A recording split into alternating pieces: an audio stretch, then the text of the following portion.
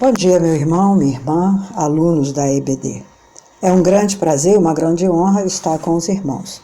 Nós vamos estar estudando o livro de Esther, a história de Esther. Essa história, ela traz um desafio muito grande, porque o nome de Deus não aparece nesse livro. Mas isso não quer dizer que Deus não está evidenciado em cada momento, em cada atitude escrita neste livro. E eu gostaria de trazer para nosso pensamento agora, para nossa reflexão, o texto áureo, o versículo de ouro destacado dentro deste livro, que diz assim, Esther capítulo 4, verso 14. Porque, se de todo te calares neste tempo, socorro e livramento doutra parte virá para os judeus. Mas tu e a casa de teu pai perecereis. E quem sabe se para tal tempo como este chegaste a este reino. Foi no tempo em que Xerxes era rei da Pérsia, também conhecido como Assuero.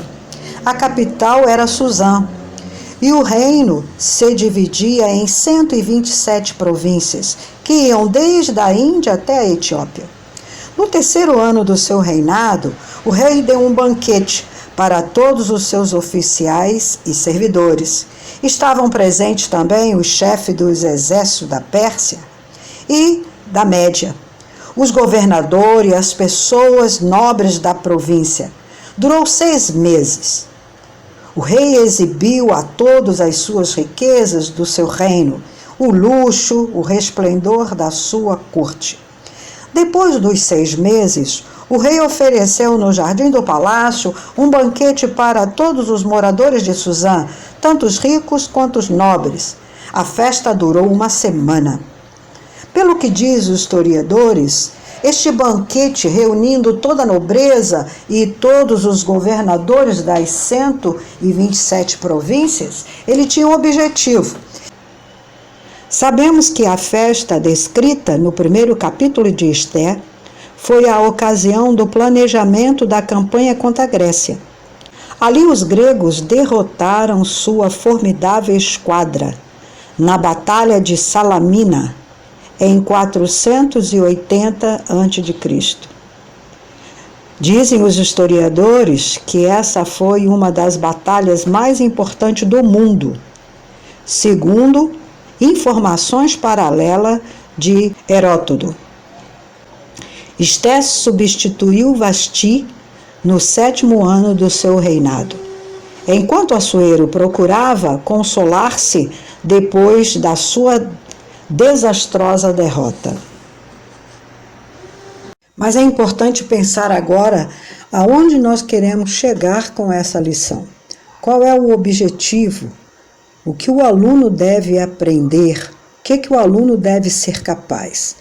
Primeiro, ele deve ser capaz de saber, reconhecer como Deus protege o seu povo mesmo no exílio.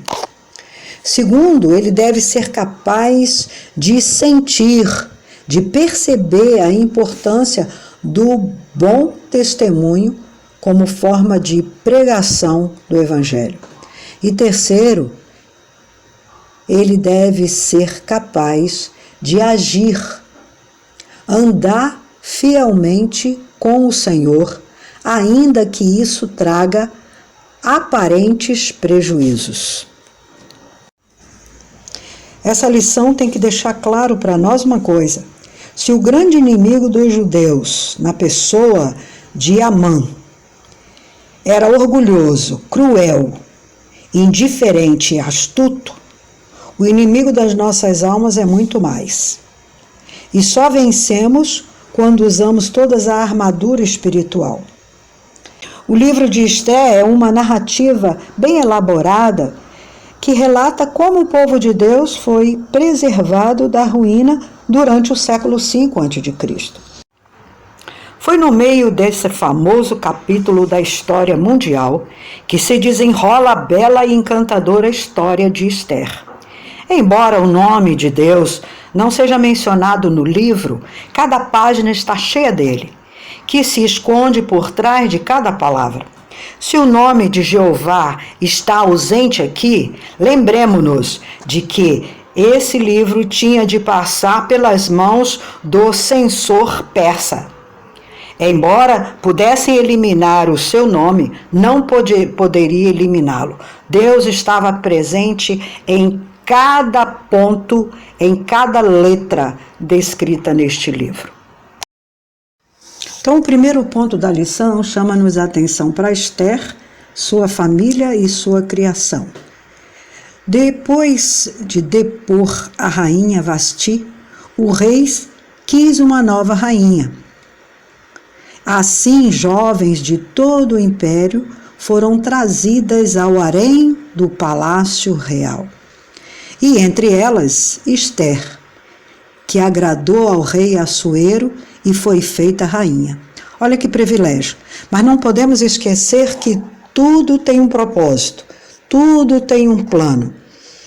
E todos nós, por mais simples que seja, nós temos também um lugar no reino para agirmos, para abençoar pessoas, para abençoar a nossa família, para abençoar a nação.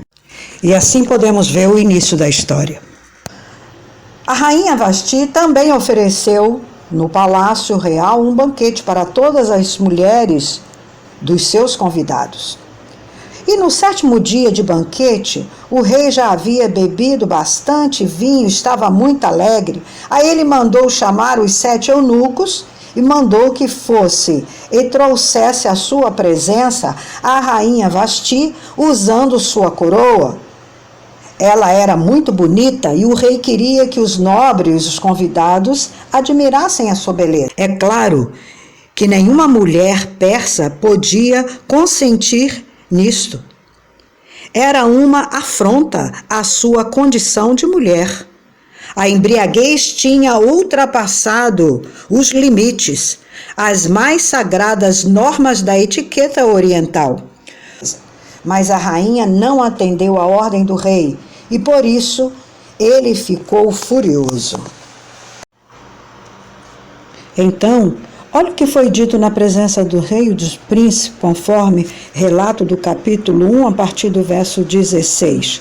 Não somente pecou contra o rei e a rainha Vasti, mas também contra todos os príncipes e contra todos os povos que há em todas as províncias do rei Assuero.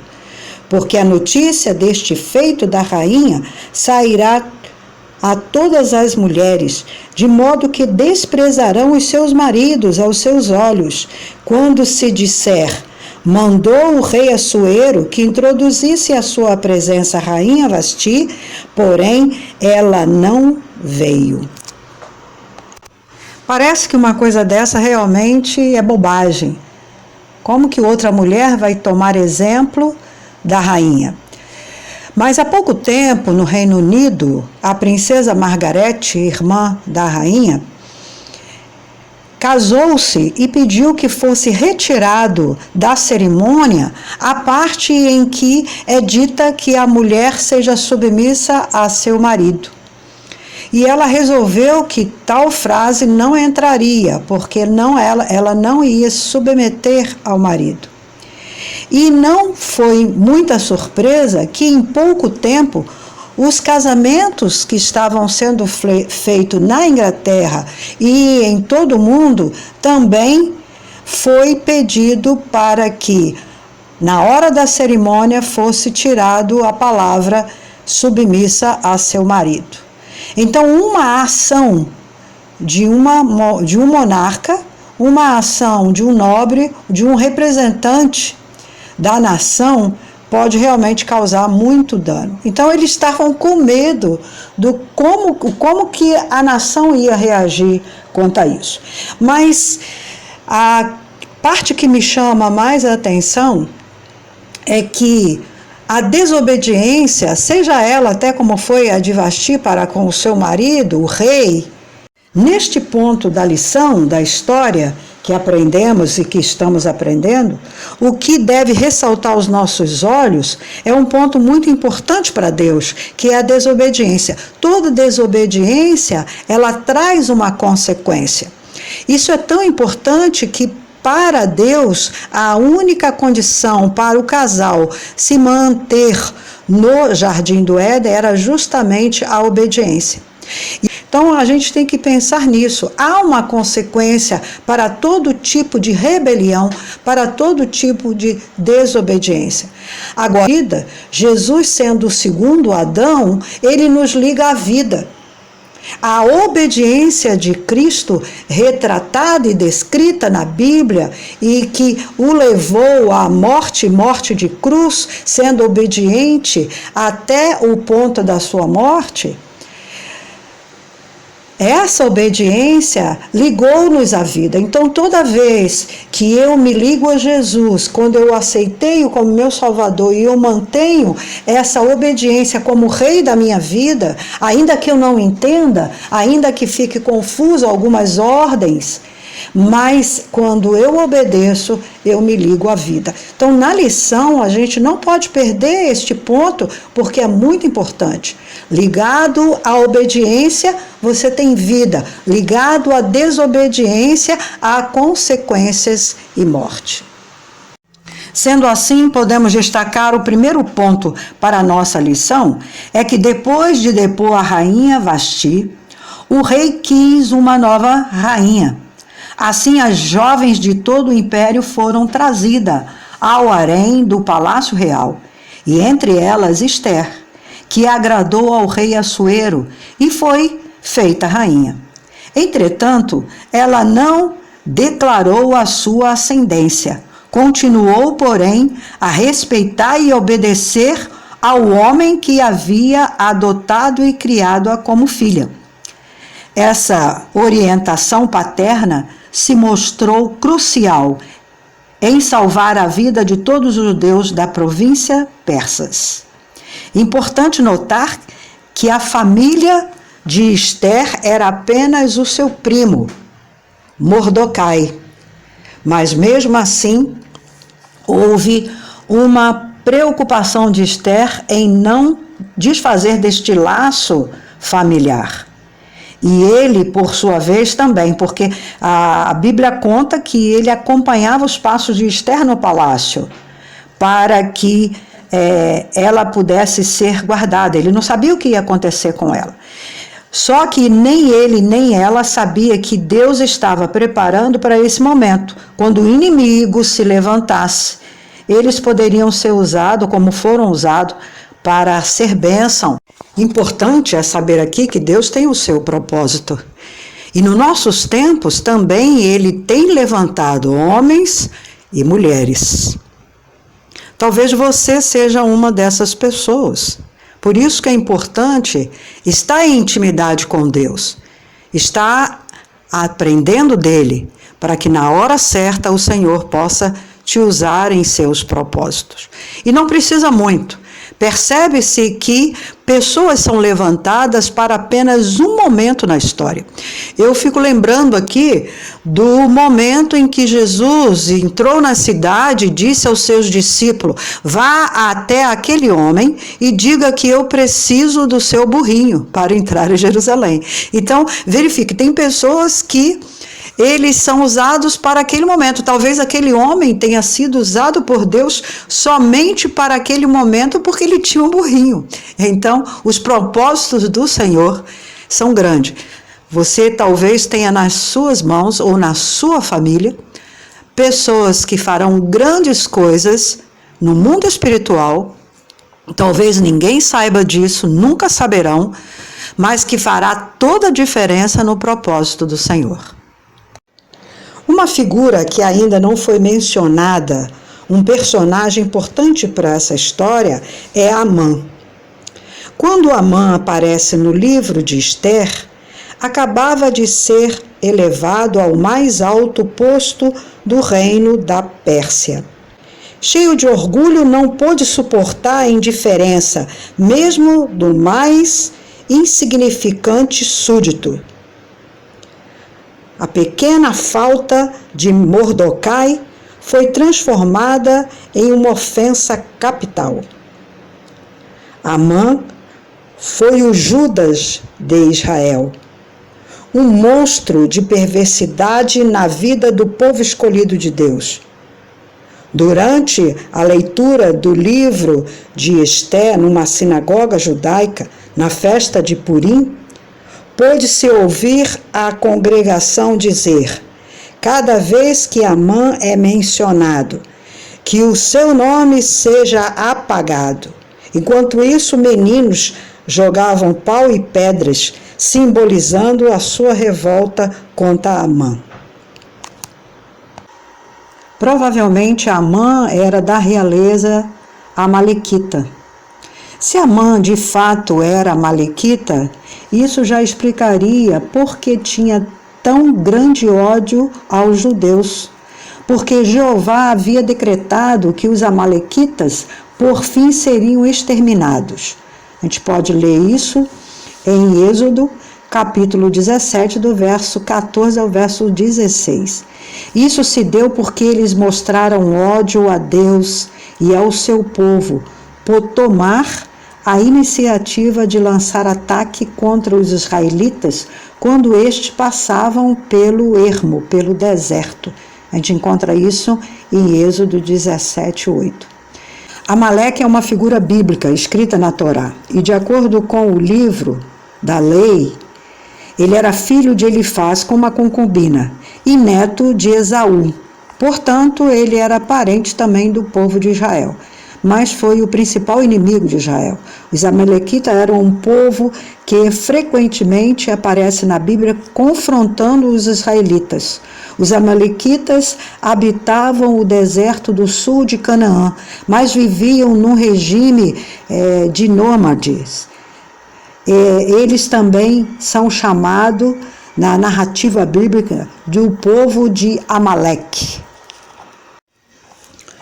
E a história de Israel para hoje, como já foi dito no início, se o grande inimigo dos judeus era orgulhoso, cruel, inteligente e astuto, o inimigo da nossa alma o é e muito mais. Só venceremos se usamos toda a armadura espiritual e na força e na sabedoria que o Senhor nos fornece. Leia Efésios capítulo 6, verso 10 a 18 e 1 Pedro 5, de 8 a 10. Fortaleça-se a cada dia, porque o inimigo está à porta. Não brinca de ser inimigo, apenas nos combate. Somos levados à lona. Essa é a realidade. O terceiro ponto da nossa lição chama a atenção da ação de Esté. A coragem de Esté, a ironia do rei e o banquete de Esté, que nós veremos a partir de agora. O ódio de Amã pelos judeus era tão grande que ele procurou provar ao rei que todos os judeus eram súditos desleais e ofereceu pagar-lhe um suborno de 10.000 talentos de prata, uma verdadeira fortuna para qualquer um que matasse um judeu no dia determinado. Ele lançou sorte e caiu no dia 13 de março. O rei, então, assinou um decreto determinado que todas as pessoas da raça judaica, homens, mulheres, crianças, fossem mortos e seus bens confiscados. Compare isso com o que aconteceu durante o regimento nazista de Hitler. Algo parecido aconteceria. Os judeus se puseram a jejuar, orar, lamentar, deitando-se em pano de saco e em cinzas. A rainha Esté viu aquilo e perguntou a Mordecai o que era. Ele deu a ela uma cópia do decreto do rei que contava a triste história e depois acrescentou: e quem sabe se para esse tempo é que foste elevada a rainha. Seria bom que cada um de nós preparasse e fizesse a si mesmo a igual pergunta: por que Deus me permitiu viver nesses dias? Dias até de muitas doenças.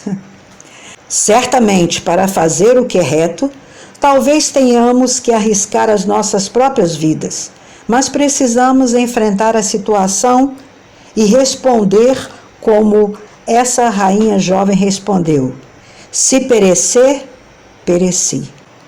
Há sempre uma coisa a ser feita. Faça o que é certo e deixe o resto com Deus. Por amor a Deus e por amor ao seu povo, a rainha resolveu agir. E ela foi bem sucedida. Perceba as ações de Esther. Principalmente a oração, a busca pelo Senhor. E o que mais me chama a atenção nesse terceiro ponto que nós vimos é que ela esteve diante de Deus, buscando dele o que falar, como agir, e foi de uma sabedoria divina, podemos assim dizer. Então isso me leva a pensar que eu não devo buscar ao Senhor depois que eu já fiz, já tomei iniciativas. Eu tenho que, no meu dia a dia, nas minhas decisões, eu tenho que buscar ao Senhor e pedir para que Ele me oriente como fazer, como agir com pessoas, com coisas, com situações. O Senhor está prestes, está pronto também a nos auxiliar. O quarto ponto: os judeus são salvos e respeitados. Os judeus mataram os inimigos para salvar a própria vida, mas não saquearam os seus bens. A motivação deles não era o ganho material, mas a própria preservação. Mudou-se a atitude de todos em relação aos judeus. Mordecai foi promovido a segundo homem depois do rei Assuero e reconhecido como grande entre os judeus. Mas eles usaram de uma arma, essa arma espiritual que foi a oração, essa arma que está disponível em nossa casa. Entra no seu quarto, conversa com o Senhor, conta para Ele as suas necessidades, conta para Ele as suas dificuldades, conta para Ele as suas fraquezas, que o inimigo será derrotado. Tantas coincidências numa só história, seria isso possível? O povo de Deus no Império Persa foi preservado de maneira extraordinária, só explicável se cremos que a providência de Deus estava operando. Já parou para considerar como seu testemunho e a sua vida com Deus afetam que estão ao seu redor? Alguém já se fez cristão porque viu em você a obra transformadora de Deus? De que maneira o cristão pode cuidar do bem-estar de seus irmãos e promover a paz deles? Essa é uma coisa que nós devemos pensar bastante nesse século XXI. Esse livro começa com um banquete de Assuero, príncipe do mundo, da época, é claro, né? E encerra também com um banquete de Mordecai, príncipe de Deus. Por algum tempo, Amã é exaltado, mas no fim, Mordecai quem recebe as honras. Como povo de Deus hoje, vamos também chamar a atenção para a realidade do nosso Deus. Trabalhe para o bem do seu povo. Testemunhe com fidelidade, pois quem sabe não é para isso que você está aqui. Que Deus te abençoe, a graça e o amor de Jesus possa cobrir a tua casa, de tal forma que mal nenhum chegará à tua tenda. Amém.